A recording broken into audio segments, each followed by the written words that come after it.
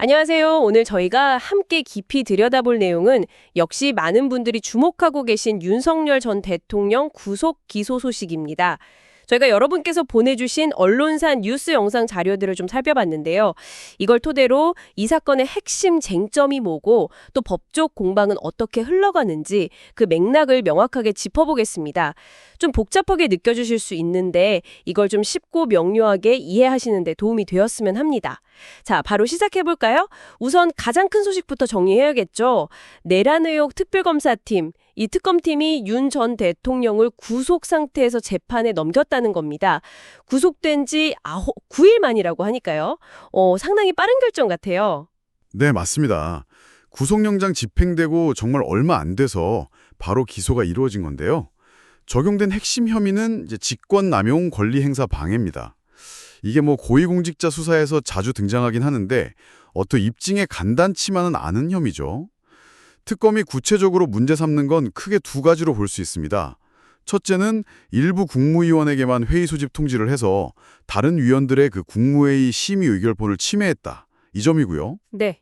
그리고 둘째는 사후의 계엄 선포문을 실제와는 좀 다르게 작성하고 또 관련 기록 삭제까지 지시해서 헌법상 비상계엄 선포의 어떤 견제 장치를 무력화하려 했다는 겁니다. 그렇군요. 그런데 구속 기간이 아직 열흘 넘게 남아 있었는데 특검이 왜 이렇게 기소를 서둘렀을까요? 여기엔 뭔가 좀 전략적인 판단이 있는 걸까요? 특검 설명은 이렇습니다. 그러니까 윤 전 대통령이 계속 묵비권을 행사하면서 조사 자체를 거부하고 있지 않습니까? 네, 계속 거부하고 있죠. 그러니까 구속 기간을 더 연장해봐야 실질적인 조사가 더 이상 어렵다 이렇게 판단했다는 겁니다. 이미 다른 참고인 조사 같은 걸 통해서 증거는 충분히 확보했다 이렇게 보고 있는 것 같고요. 아, 증거는 이미 충분하다. 네, 오히려 윤 전 대통령의 이런 수사 비협조적인 태도는 나중에 재판에서 양형에 좀 불리하게 작용할 수 있다 이런 점을 염두에 둔 걸 수도 있습니다. 그리고 다른 혐의들 예를 들어 외환 의혹 같은 다른 수사에서도 계속 이렇게 비협조적으로 나오면 강제 수단 외엔 방법이 없다. 이런 좀 경고성 메시지 성격도 있어 보이고요. 그렇군요. 기소 전에 윤 전 대통령 측에서 구속이 합정한지 다시 판단해달라 이러면서 구속적 부심을 청구했었잖아요. 네. 근데 이게 받아들여지지 않았죠. 이때 법정 공방이 아주 치열했다고요? 네, 맞습니다. 그 심사가 6시간 동안 진행됐는데 정말 양측이 팽팽하게 맞섰습니다. 윤 전 대통령 측 변호인단은 그 140여 장짜리 PPT까지 준비해서요. 범죄 혐의 자체가 제대로 소명되지 않았고 도주나 증거인멸 우려도 전혀 없다 이렇게 강하게 주장했습니다. 140장이요? 와. 네. 특히 윤 전 대통령 본인이 직접 아니 지금 상황에서 나를 위해 증거를 인멸해줄 사람이 과연 있겠느냐 이렇게 항변하기도 했고요. 또 간 수치가 높다. 건강이 좋지 않다는 점도 강조했다고 합니다. 정말 총력전을 펼쳤네요. 그럼 특검은 이런 주장에 어떻게 맞섰습니까? 특검도 가만히 있진 않았죠. 한 100여 장 분량의 PPT로 반박에 나섰는데요. 혐의는 이미 충분히 소명됐다 이렇게 강조하면서 오히려 과거의 특정 인물, 그 모스탄 전 교수 접견 시도라던가 아니면 지지자들의 어떤 물리력 행사 같은 사례들을 들면서 여전히 증거인멸의 우려가 있다 이렇게 주장했습니다. 아, 그런 사례들을 근거로 들었군요. 네, 그리고 건강 문제에 대해서도 구치소 내 의료 기록을 보니까 거동에 전혀 문제가 없다 이렇게 반박했고요. 결국 법원은 여러 사정을 좀 종합적으로 고려했을 때 구속을 유지할 필요가 있다 이렇게 판단해서 특검 측 주장을 받아들인 거죠. 그렇군요. 그래서 일단 구속 상태에서 재판을 받게 된 건데 그럼 이번 기소에 포함되지 않은 다른 의혹들이 있잖아요. 그 수사도 계속 이어지는 거죠? 네, 물론입니다.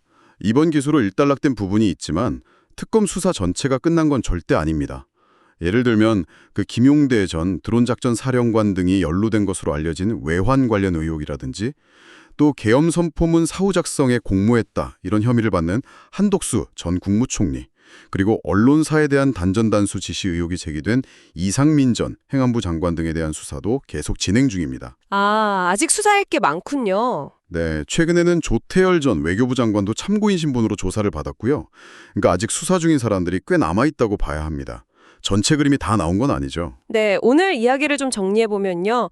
윤석열 전 대통령은 직권남용 등의 혐의로 일단 구속 상태에서 기소가 되었고 구속 적부심 청구는 받아들여지지 않은 상황입니다. 그리고 동시에 다른 관련 의혹들에 대한 특검 수사도 계속 진행되고 있다는 점, 이건 확인했습니다. 여러분께서 이 사건의 흐름을 계속 지켜보실 텐데요. 단순히 제기된 혐의 내용 그 자체도 중요하지만 이 수사 과정에서 벌어지는 여러 절차적인 공방들, 또 그 속에서 피의자 측이 어떤 방어 전략을 사용하는지, 그리고 그게 또 실제 법원의 판단에는 어떤 영향을 미치는지, 이런 부분들을 함께 주목하시면 전체적인 맥락을 파악하시는데 좀 더 도움이 되지 않을까 싶습니다. 맞습니다. 그리고 여기서 한 걸음 더 나아가서 생각해 볼 지점은 이런 것 같습니다. 이게 전직 국가 최고 지도자에 대한 수사, 그리고 재판이라는 어떻게 보면 초유의 상황이지 않습니까? 네, 그렇죠. 이런 상황에서 혐의의 실체를 밝히는 건 못지않게 수사 방식이나 방어권 행사 방식 그 자체가 계속해서 어떤 논란과 공방의 중심에 서고 있다는 점인데요. 이런 현상이 과연 우리 사회의 법 집행 시스템, 그리고 우리가 생각하는 정의에 대한 인식에 어떤 질문들을 던지고 있는 건지 한 번쯤 깊이 곱씹어 볼 만한 대목인 것 같습니다. 다음에 또 관련된 깊은 내용으로 찾아뵙겠습니다.